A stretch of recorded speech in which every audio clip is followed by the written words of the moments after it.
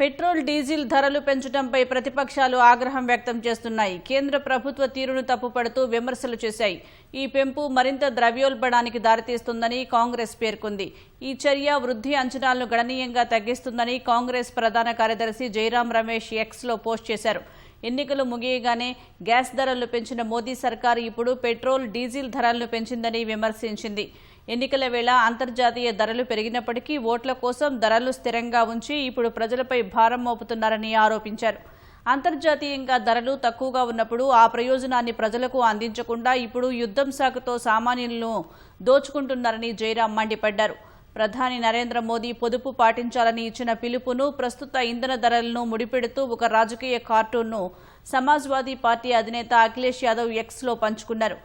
ముందుకు సాగాలంటే సైకిలే ఏకైక ప్రత్యామ్నాయమని వ్యంగ్యాస్త్రాలు సంధించారు. ముందు ఓట్లు దోచుకుంటారు, తర్వాత ఎక్కడ కొడితే నొప్పి వస్తుందో అక్కడ కొడతారని ఎన్డీఏ సర్కారుపై టీఎంసీ నేత డెరెక్ ఓబ్రెయిన్ మండిపడ్డారు.